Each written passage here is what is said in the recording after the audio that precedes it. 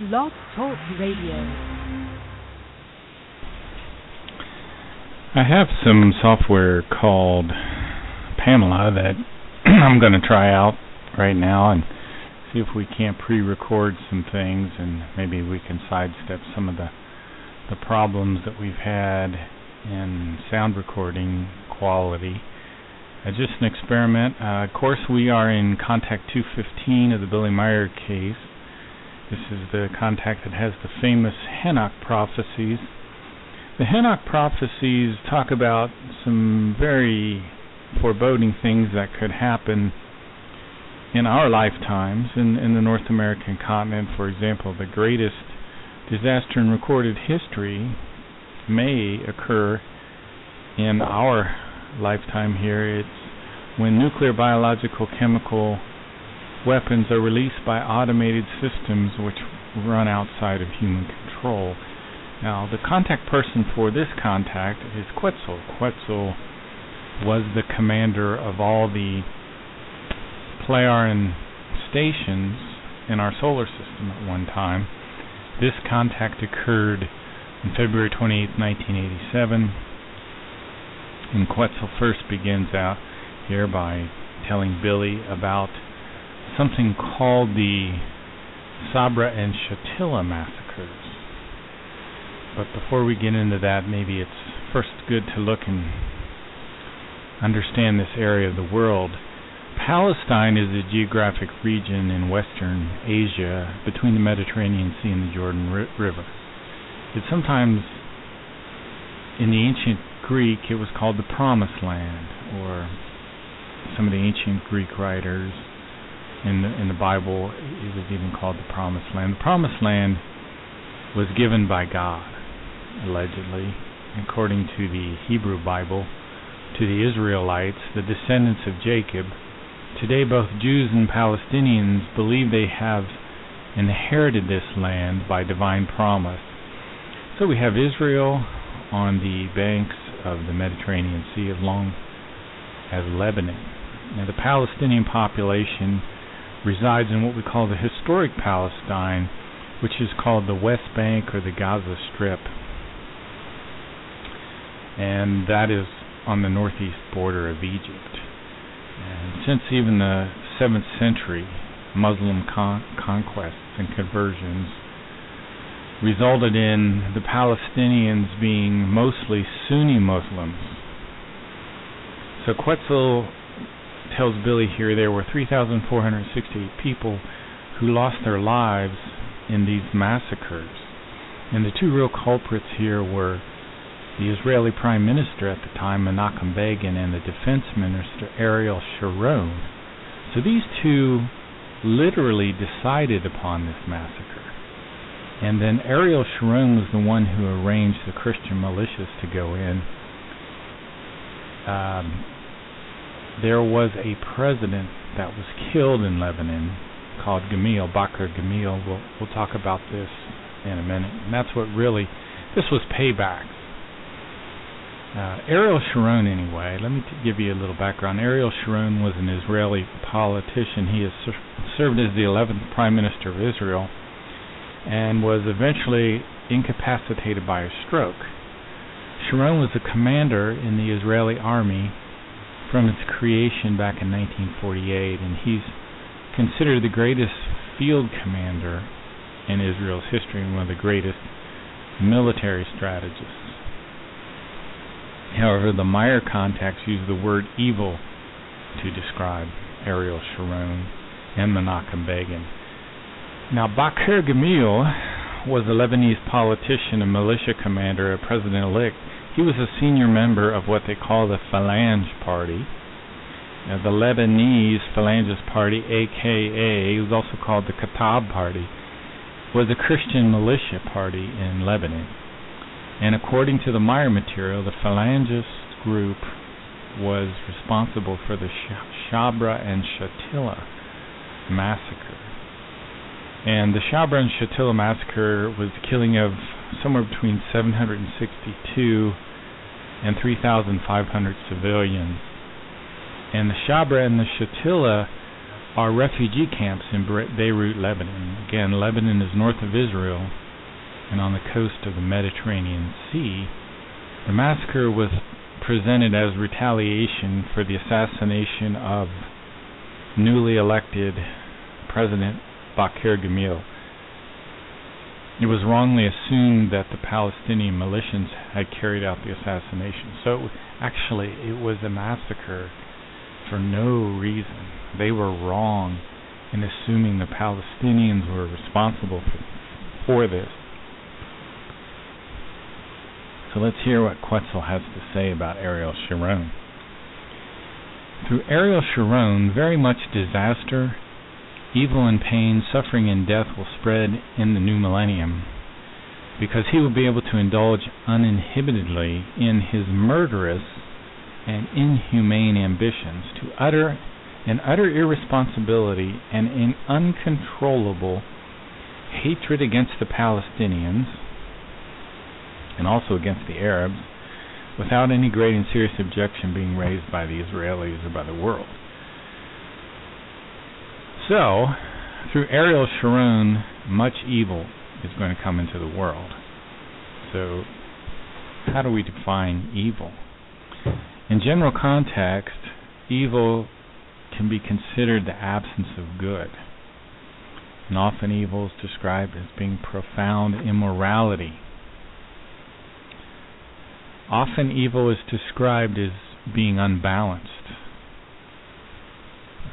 Some synonyms for unbalanced are deranged, demented, disturbed, unhinged, insane. Remember, the universal consciousness, a superintelligence which created our universe, is said to be balanced. So the opposite of balanced is unbalanced. Unbalanced is considered evil. And really evil, in a sense, then becomes counter-evolutionary. So when we're functioning in evil, we're actually regressing in our evolution. I would say that would probably be legitimate to say, a bit of speculation on my part, but again, let's go back to Ariel Sharon. Ariel Sharon's actions will occur to the same extent as those of the Americans, who under the guise of fighting against terrorism and in the preservation of peace will run on the same tracks with the global military interventions into the affairs of foreign countries. So here the Meyer material does report that we are under the guise of fighting against terrorism involved in these global military interventions. So I guess those of us who are called conspiracy theorists may be correct. Now, this conversation between Quetzal and Billy continues, and the conversation goes to genetic engineering. Billy states, then to something else for now. I have once again heard enough evil that the future will bring. How does it stand then with the progress related to genetic engineering? You've already told me a few things, but now in relation to this, the question arose in our group during a discussion. When will it have come so far in genetic science that we will be able to merge plant and animal genes together in order to cultivate plant animals, respectively animal plants? Do you have any knowledge about this, and does such an action represent a natural scientific evolution for man? And at this point we went into what genetic engineering is. And genetic engineering is the direct manipulation of an organism's genome. The genome of any organism is the complete set of DNA. And we studied the Human Genome Project a bit. The gene is the smallest molecular unit of heredity. So if you look at our cells, in the Latin, the name for cell is small room, and in the center of our cells is a nucleus, and within that nucleus is chromosomes. There are chromosomes, and within those chromosomes are these DNA molecules. DNA is deoxyribonucleic acid. It's arranged in these double helix shapes. The double helix is two parallel strands that run opposite each other, and it's called anti-parallel in genetics because the top of one aligns with the bottom of another. So a man named Francis Crick and James D. Watson discovered the double helix structure in 1953, and then later, I think it was in the 80s, a man named Herb Boyer discovered a way to have bacteria produce foreign proteins, and by doing that he could jumpstart the field of genetic engineering. He used enzymes to cut the DNA of bacteria in half, and then working with another geneticist named Stanley Cohen, he took toad DNA that Cohen had gotten and then spliced it into the bacteria DNA, and the bacteria DNA started to produce toad DNA like a factory. So very interesting, and we listened to some very interesting clips. There's a clip it's broken into 5 sections. It's called DNA Playing God, PBS documentary. It's 5 1-hour sections, and we listened to a good portion of 1 or 2 of those episodes. Quetzal and Billy go on in this discussion. It says the science of genetic engineering is established in the laws of overall evolution. Therefore, it cannot be prevented, even though in the future irrational ones who will unite together in whole organizations will want to destroy such progress by unfair means, even with lies and false test reports and impact reports on genetically altered plants, animals, and humans. So this is probably a good place to stop. What is the force at the heart of life? What is the engine that drives it forward? That links all living things from the smallest to the largest. That links families through generations. In looks, in personality, in health, and in sickness. Scientists had searched for the answer for hundreds of years. Until 1953, when 2 young men ran into a British pub shouting that they'd discovered the secret of life. If you see the most beautiful girl in the world, you're going to see her again. It was great. The secret was DNA. A microscopic strand of only 4 chemicals, but capable of such infinite variety that it carries the blueprint and directs the growth of every living thing on Earth. The genetic revolution was about to begin. For the next 50 years, whole new fields of science and technology burst into being as our understanding of the genetic code buried in DNA grew. It's going to transform everything. Just the bare surface has been scratched. Science will never be the same. There were hopes for healthier lives. That stuff kept me alive and it's keeping me alive right now. Promises of an end to inherited disease. I think I've mapped the gene for inherited breast cancer. Cancer solves the I problem. don't have to say anything. I'm going to cure cancer. The excitement of discovery. Dizzy. And sometimes when I start to talk about it, I get dizzy. Science is like falling in love. I just want to work all the time. I don't want to go home. And the fear of scientists playing God. Contamination. The most dangerous and Infection. outrageous experiment. We're worried about things that could fall out of the laboratory, such as a Frankenstein. If we don't play God, who will? Even the course of human evolution may soon be ours to control. This is potentially the most important organized scientific effort that the human species has ever mounted. Aspects of society will never be the same again. This is the personal story of the scientists whose struggles and breakthroughs are transforming our biological future. The first generation to live and work in the age of DNA. This was a hard I want to go home. Geoplates were contaminated, the most intense hostility. Tempestuous discussion. Selfish bastards. It was like running a marathon race that lasts for 4 years. It's absolutely fascinating.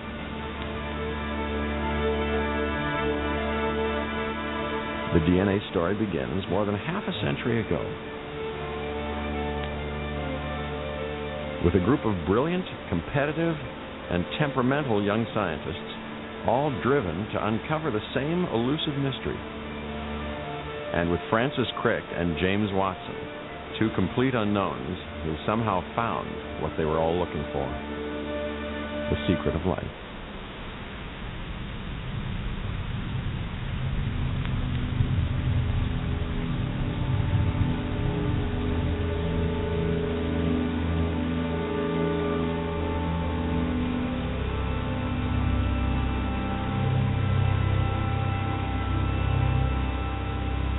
To appreciate what Watson and Crick did, we have to imagine we're in the 1950s, and all that is known about life is what can be seen through a microscope.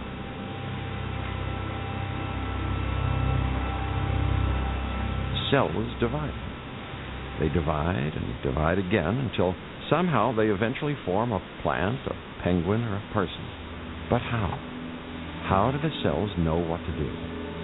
Most believed there was a magical life force that would forever elude science, but some had faith in a more rational answer.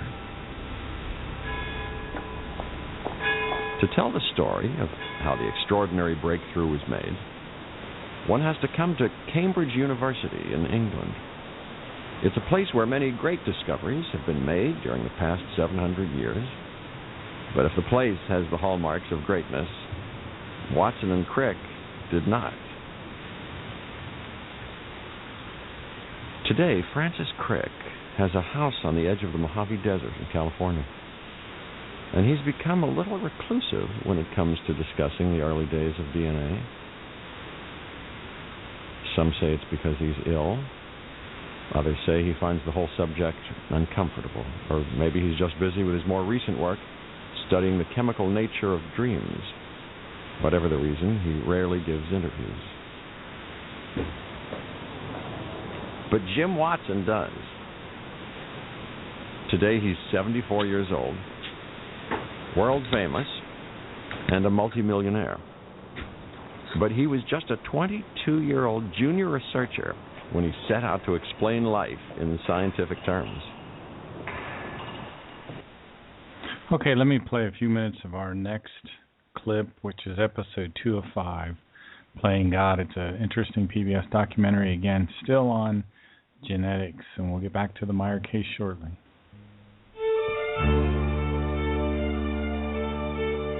"50 years ago, two scientists made a discovery that would change the world.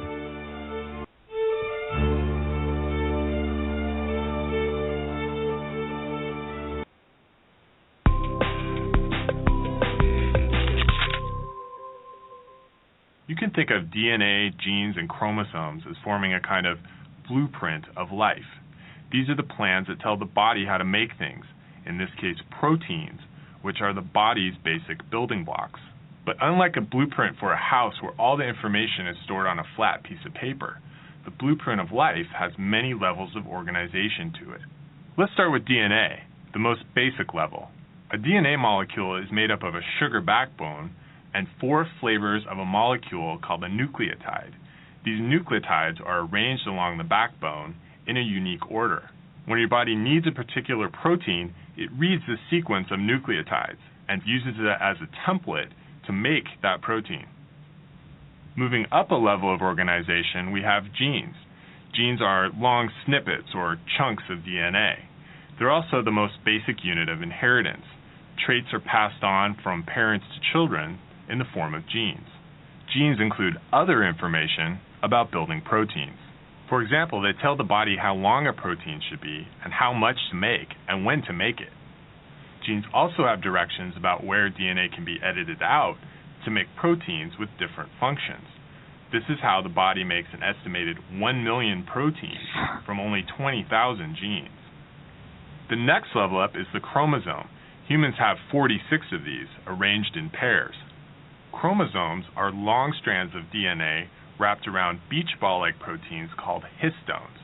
Chromosomes contain many genes, along with long stretches of DNA, whose purpose we've yet to figure out. In order to make a protein, DNA has to be unwound from its histones. This is controlled by a process called acetylation, and it's just another level of control the body has over the production of proteins. So as you can see, the blueprint for our bodies is quite well organized. If only that was the case for the rest of our lives. For Scientific American's Instant Egghead, I'm Eric Olson.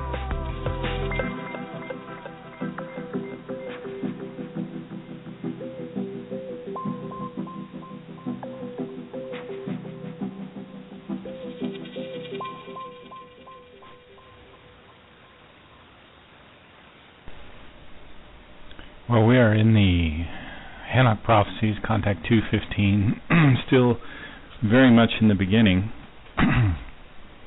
of this very well-known contact.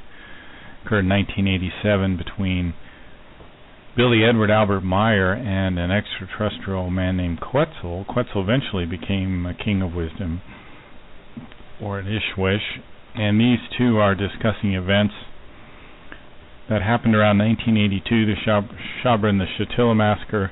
They also start to discuss genetic engineering, and then we'll move on and talk a little bit about certain prehistoric eras like the Eocene era. We'll talk about early hominids and the Stone Age era, which brings something to mind I wanted to just talk a second about, and that is the spirit form that currently inhabits Edward Albert Meyer's body. If you can go all the way back to before the Eocene era, the Eocene era occurred about 55 million years ago, and at that time a meteor hit the Earth which wiped out the dinosaurs.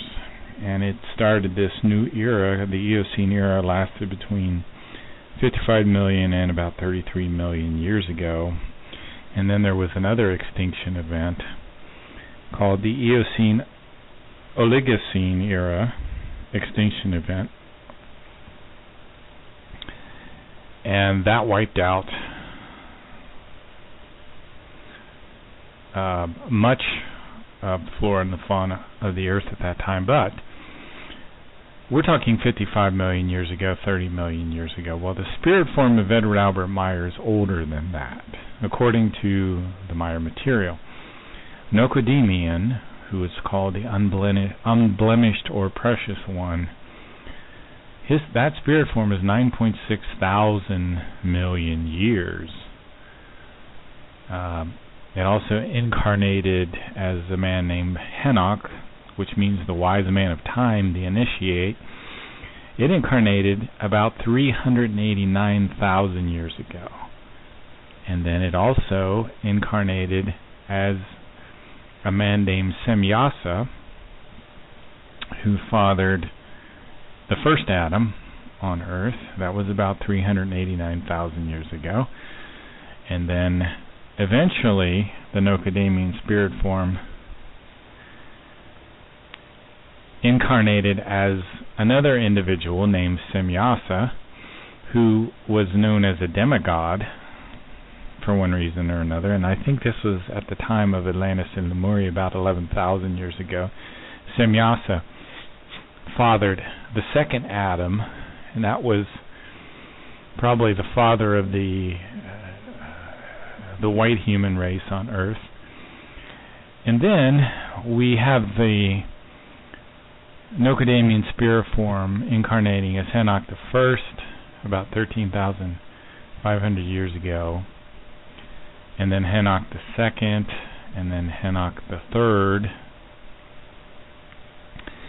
Hannock the Second was about 9,308 years ago. That was the Hannock that came up with the Hanok prophecies, which we're studying right now. I just thought I would put that into perspective, how ancient this spirit form was around before the dinosaurs, at least according to the Maya material, and incarnated on other worlds before it incarnated on the Earth. So, again, I'm not slamming my fist on the table saying that you should believe everything here, but the more I say the Maya material, the more I'm convinced that it is true, and it's absolutely phenomenal. But I understand why people can have a hard time sometimes. So let's just wait and see and continue to take a look at this stuff. I made a segue into Contact 39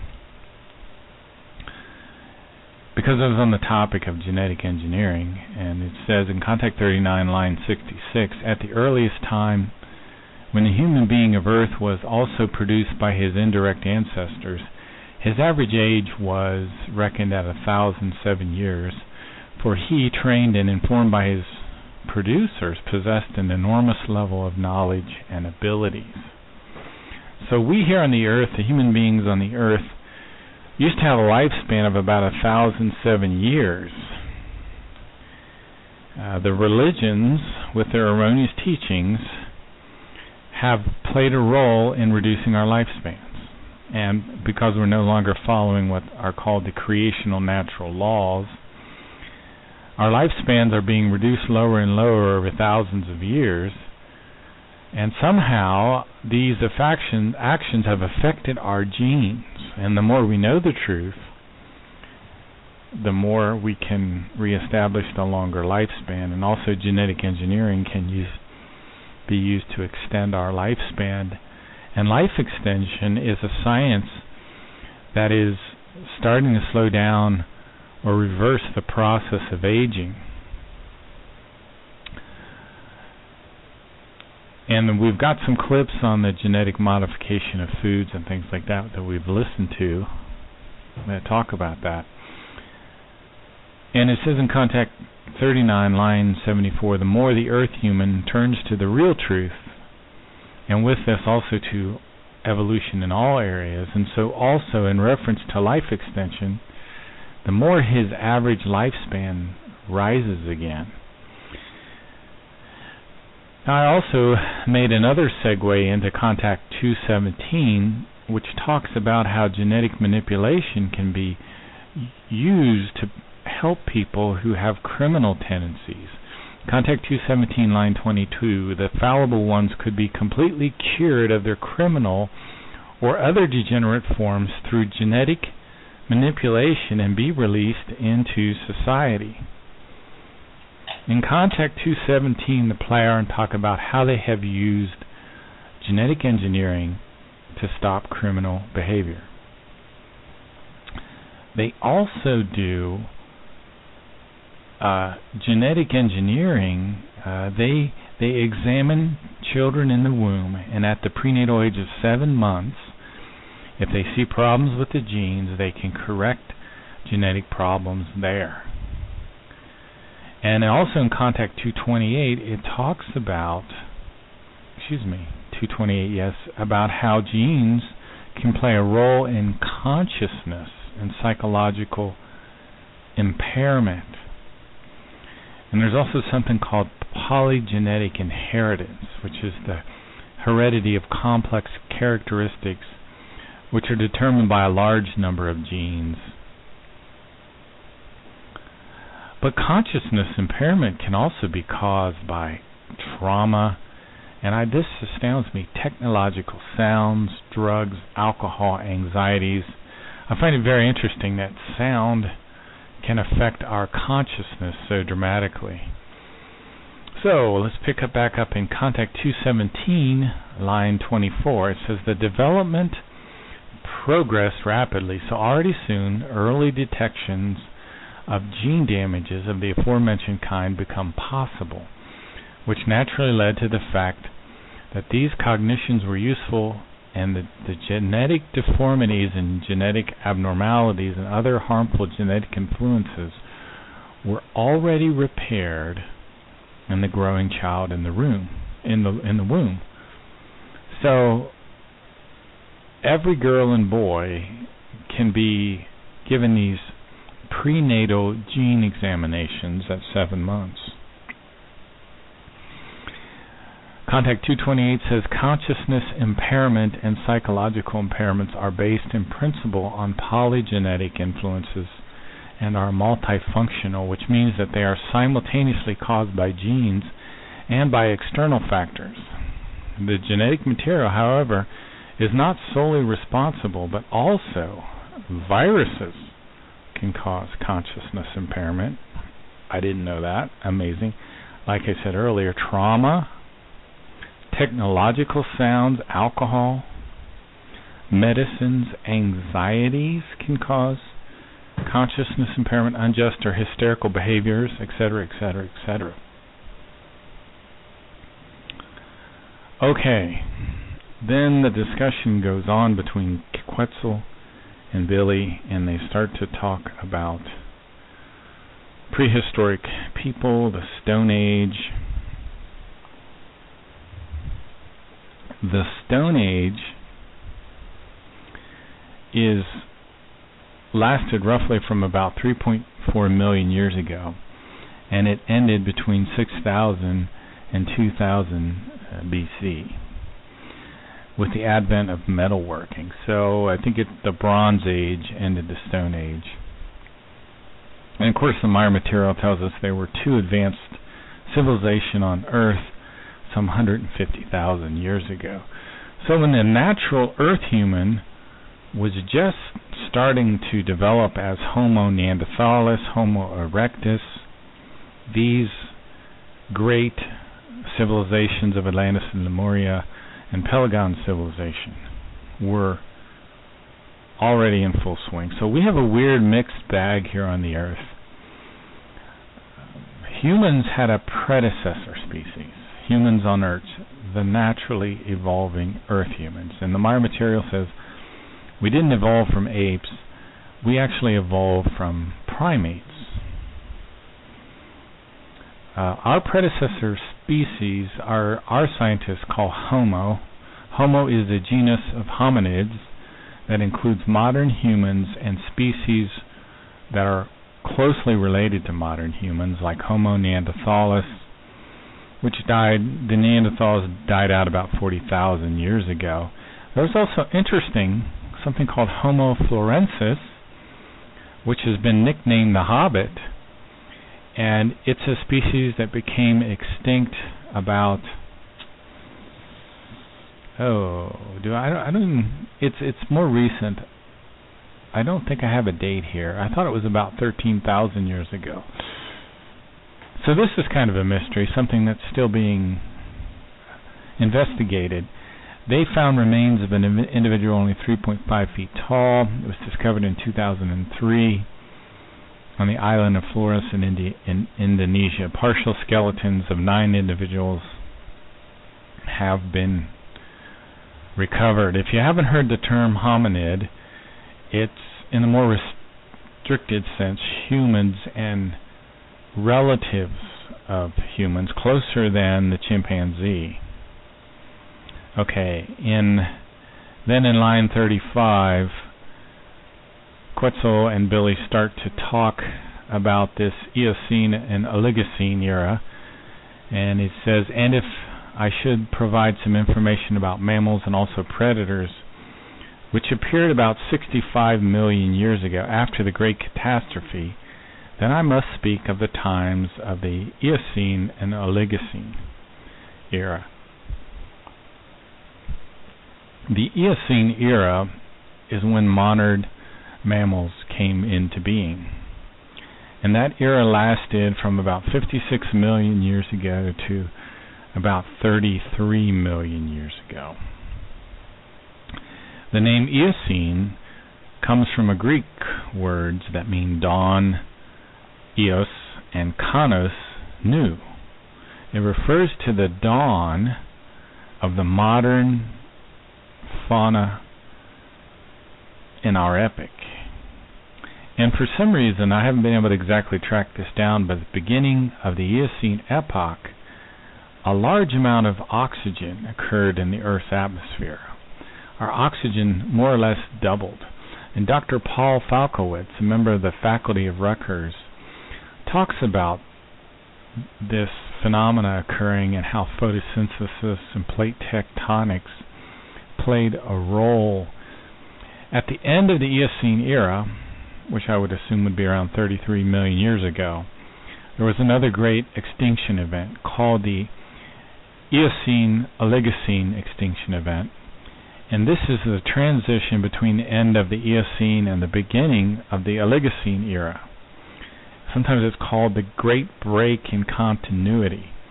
It's again marked by another large-scale extinction event, floral and faunal turnover. So these extinction events, when you look at them from the geological point of view, are fairly common. Now, because we live with such short lifespans, 22 million years seems like forever, but in the geologic time frame, that isn't very long, and we get these extinction events.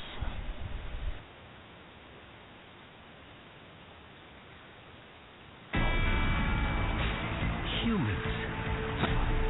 Without a doubt, the smartest animal on Earth. Yet we're unmistakably tied to our ape origins. Millions of years ago, we were apes living ape lives in Africa. So how did we get from that to this? What happened? What set us on the path to humanity? The questions are huge, but now there are answers. At the threshold of humanity, one ancestor contains tantalizing secrets. It is known as Homo erectus. Homo erectus had a slightly smaller brain, slightly bigger jaw, but it's basically us. Basically us. Almost 2 million years ago. New finds are revealing the truth about the ancestors at the heart of our evolution. Here were the trailblazers who first left Africa, the first fire makers, the first hunters. These creatures were capable of analyzing possible uses of tools and coming up with a technological solution to the problem of how you kill a big dangerous animal without getting killed yourself. Homo erectus pioneered what it means to be human, colonizing whole continents and creating the first human society. Our ancestors began to care about what others thought and care about what that individual thought about them. Now, new discoveries are bringing them alive as never before. At last, we come face to face with the ancestors at the birth of humanity, right now on Nova.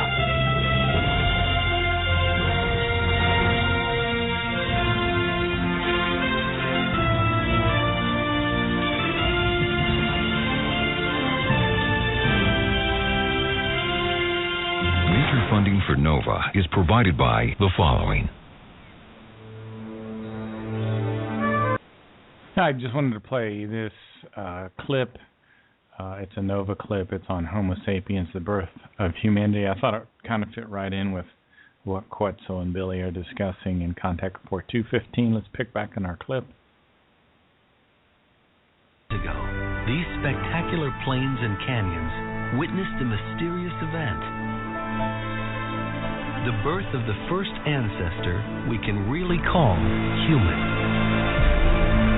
New discoveries are revealing a creature surprisingly like us.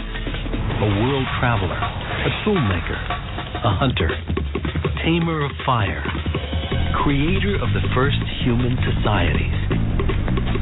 Amazingly, the qualities that make us human began not with our own species, Homo sapiens. The true birth of humanity began much further back in time, millions of years ago. Imagine the entire span of recorded human history, about 5,000 years, taking us back to the Egyptian pyramids. Double it, 10,000 years, to the time when plants are domesticated and agriculture begins. double it again. 20,000 years. Ice Age hunters are painting stunning images on cave walls and keep doubling 6 more times. Only then do we encounter our ancestor, Homo erectus, in Africa's Great Rift Valley.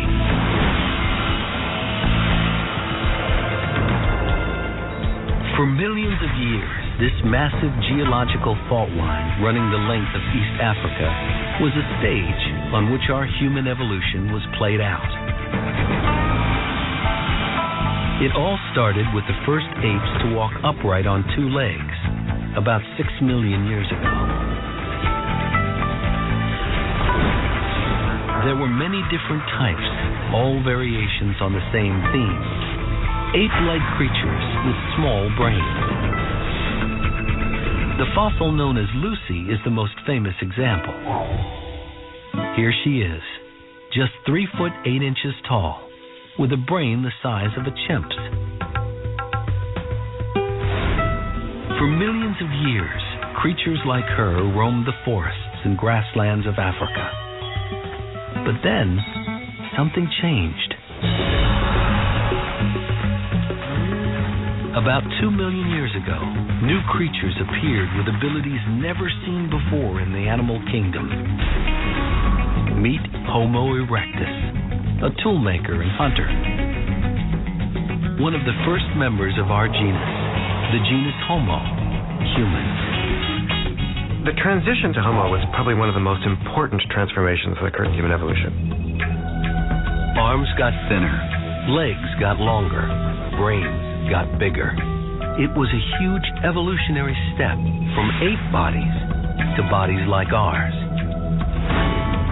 But what about the things that make us distinctly human? Creativity, intelligence, caring for each other. How can we know when these got started? With only skulls and bone fragments to go on, how could we ever know what those first humans were really like? It would take a momentous find to shed light on their lives. Lake Turkana, northern Kenya. Surrounded by volcanoes and vast expanses of baking desert. In 1984, famed anthropologists Richard and Neve Leakey were working at this remote inland sea. I was actually on the east side of the lake, and then Richard flew over and said, "You've got to come, there's something really exciting." As the first family of paleoanthropology, the Leakeys were used to fossil finds. But this was very special. One of Leakey's team had found a skull fragment of one of those early humans. He could tell from its size and shape it was Homo erectus.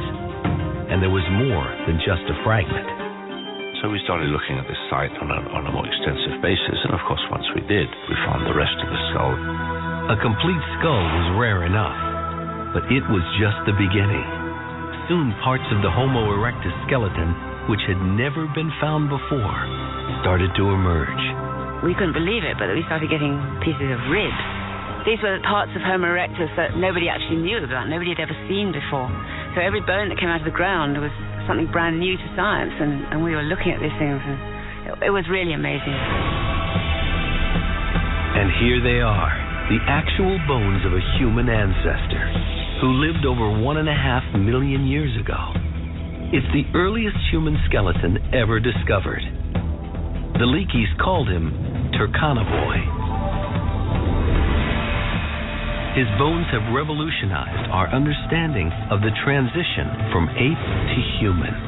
The really important thing about Turkana Boy is how complete he is. We've got arms and legs and bits of his spine and his ribs. And usually when we find these things, we get very excited about one little bit of bone.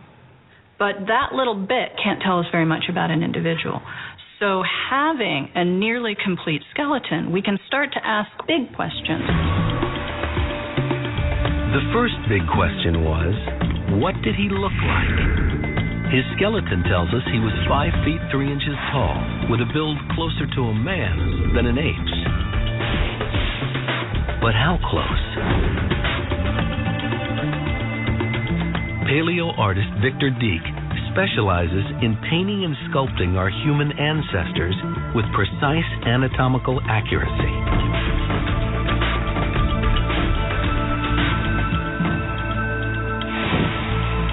Victor's going to add Turkana-Boy to his family of ancient faces. At this stage of the game, I know that Turkana-Boy is not an ape. He is a very early true human. And so here we have a modern human skull. The faces are very similar to one another, but Turkana-Boy's skull is a bit more primitive and has a lower forehead and a much smaller brain capacity. Victor will build Turkana-Boy's face muscle by muscle based on his studies of cadavers and modern anatomy.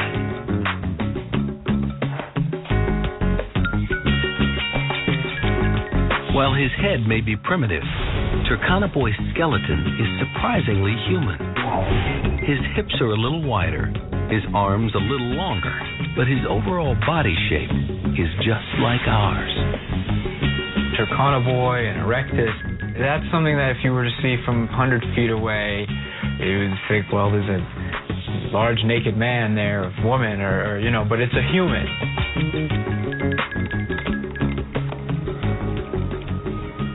It will take Victor a week to flesh out Turkana-Boy's face. Meanwhile, a team of animators is at work creating scenes that will bring Turkana-Boy and his people to life. To make sure they do it accurately, they have enlisted the help of Harvard anthropologist Dan Lieberman. They had a more forward position of the palms when they ran. Slightly. There you go. The blue-suited actors are there to create movement references for the artists. In the final animations, they will be replaced by Homo erectus bodies. And action! Their heads and faces. The Oligocene is a geological epoch that extends from around 33.9 million to 23 million years before the present. It is characterized by the further development of modern animals, including the rise of true carnivores. During this age came the rise of things like cats and dogs and related mammals. And Billy and Quetzal are having this discussion about this era. And let me pick back up in line 36. As you know, the impact of a space projectile took place on the Earth about 65 million years ago, by what means all major life forms were killed and destroyed. Only small creatures were able to survive, which weighed up to 10 or 12 kilograms at most. The first human forms, which can already be well designated in their origin as human beings, emerged around 49 million years ago. Nevertheless, their appearance wasn't human, but rather in the form that the Earth person knows as the Hominid, due to his conceptions, because the first human beings' forms still had nothing comparable with these. So anyway, after this space projectile crashed into the Earth, the largest animals in the Eocene era weighed around 25 pounds. Then eventually in the Oligocene era we got bigger and bigger animals. The hominid is sometimes called, are erect bipedal primate mammals, including Homo sapiens sapiens. I guess we could consider ourselves hominids, along with extinct ancestral and related forms.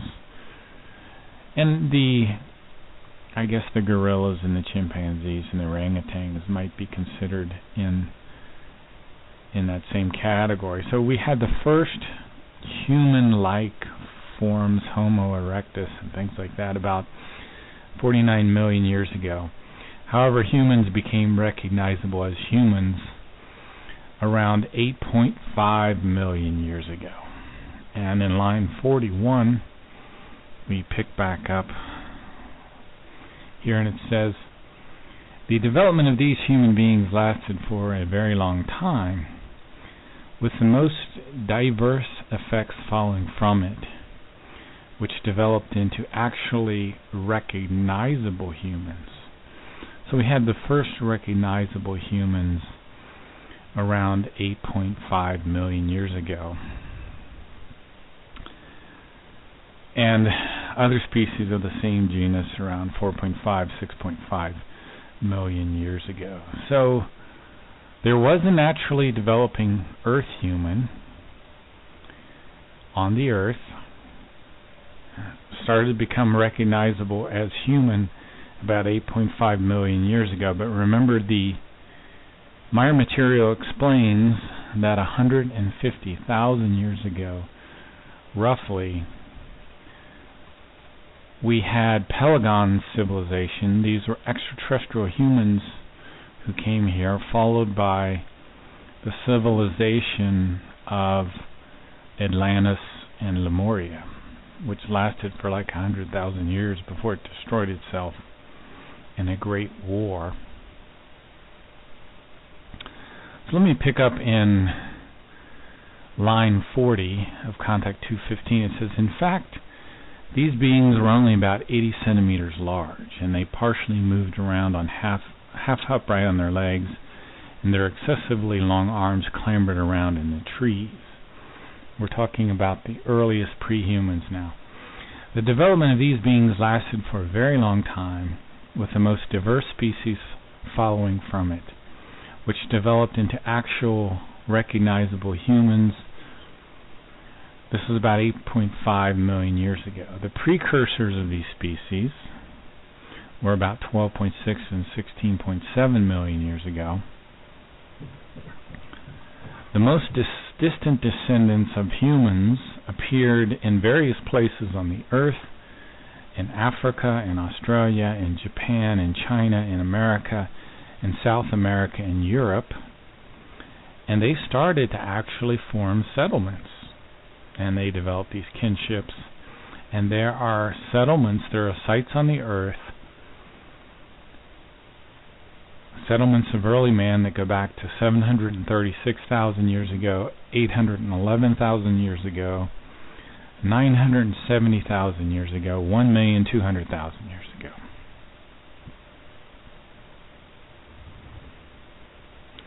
Now, the Mire material starts to then in Contact 215. We continue to have this discussion about prehistoric time, and they talk about something called, I'll have to look this up to get a true pronunciation, but it's called Hyandots. These were aggressive, powerful predators. And they were the altered descendants of moles, but they were rather large. These things were 170 to 180 centimeters in length, and they had razor-sharp teeth. They had molars that were razor-sharp grinding tools. They could grind up the bones of their victims and crush them and digest them. The primitive genetic blueprint for these great predators has been preserved to this day in the mole, whose incisors come from the same evolutionary line as the Hyandots. Forgive me for that, I'm going to have to look up how to pronounce that. So today's mole is really nothing other than a predator, albeit a small predator that only eats worms, beetles, larvae, and so on.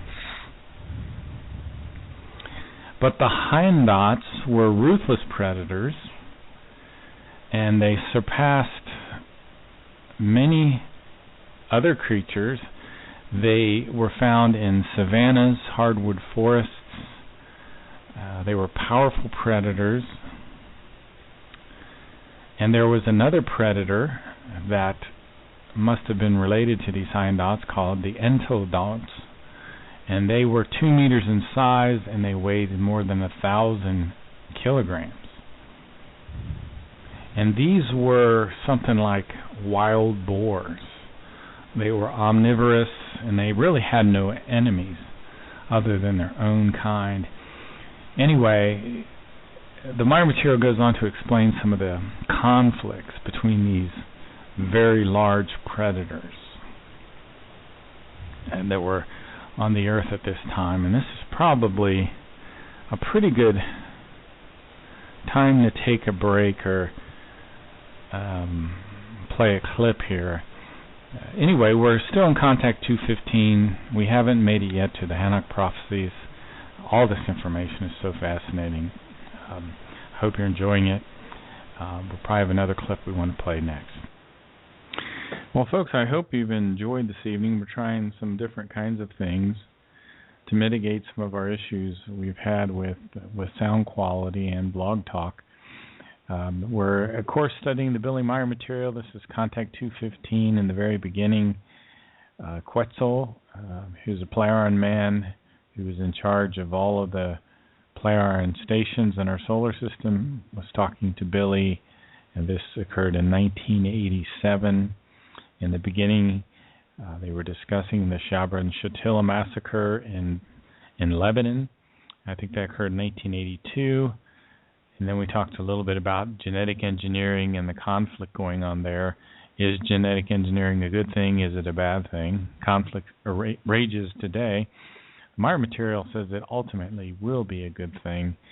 And then finally here, we are talking about some of these eras that occurred millions and millions of years ago, where we had these large mammals on the Earth, and then eventually we got into the beginning of the hominoids, the Homo neanderthalis, and some of the pre-humans. Remember, when the naturally developing Earth humans were developing on the Earth, we also had extraterrestrial humans right alongside them, and they were the architects of the Great Pyramids, of Machu Picchu, of all these ancient megalithic and monolithic structures that are now all over the Earth, and they seem so out of place, and it's so difficult to figure out how they were built. For example, the Great Pyramid was built 73,000 years ago, so there were still Neanderthals on the Earth at that time. Anyway, you've been listening to Ohio Exopolitics.